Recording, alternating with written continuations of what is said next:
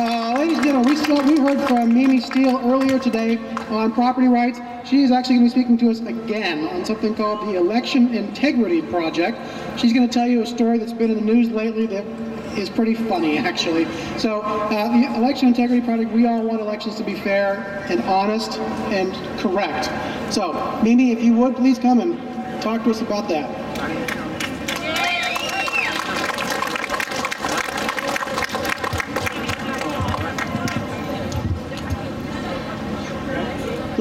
Thank you.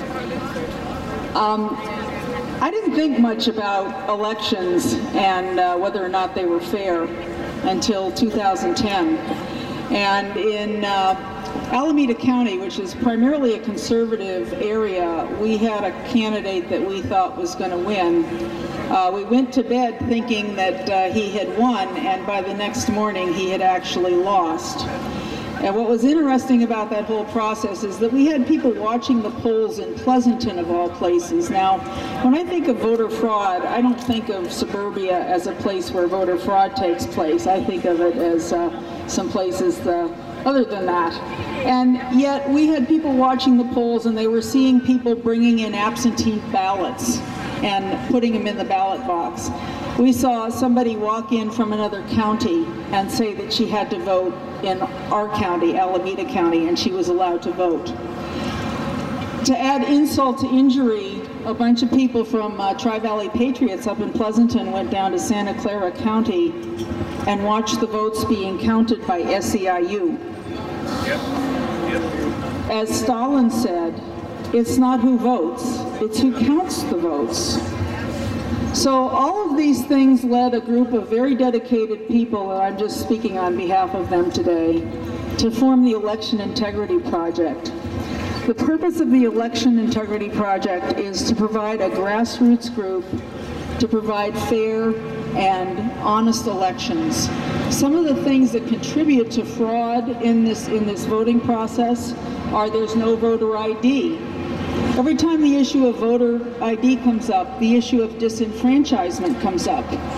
Who's being disenfranchised? You are being disenfranchised. All of the tax-paying, honest citizens of this country are being disenfranchised by those who would promote fraud within our voting system. Vote by mail is another problem. People registering in multiple locations because there's no cross-checking between ballots.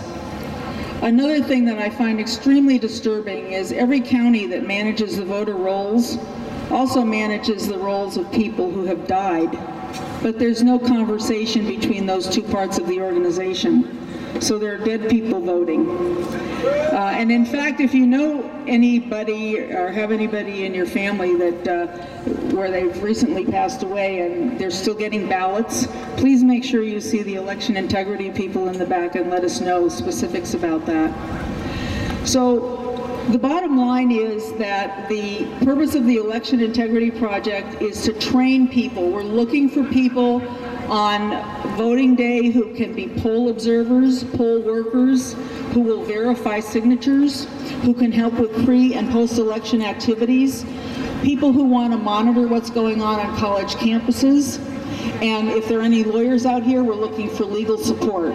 There's a table back there in the back where you can sign up.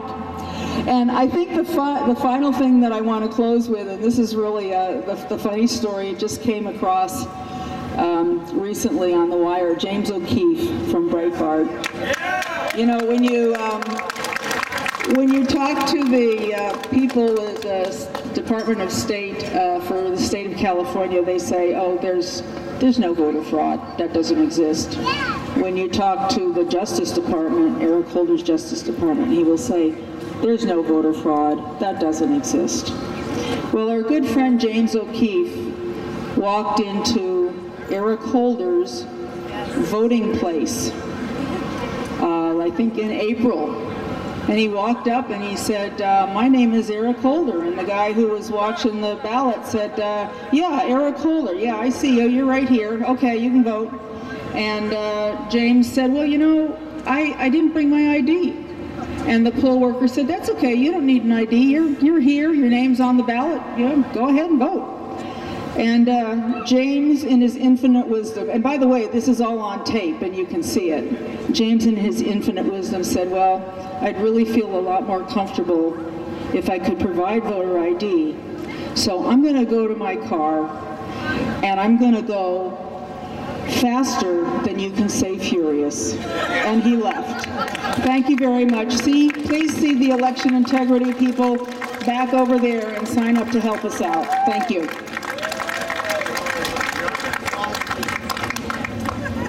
Thank you, Jan. Thank you very much. Mimi, sorry. I have been confusing Jan and Mimi all day, and I'm sorry for both of you.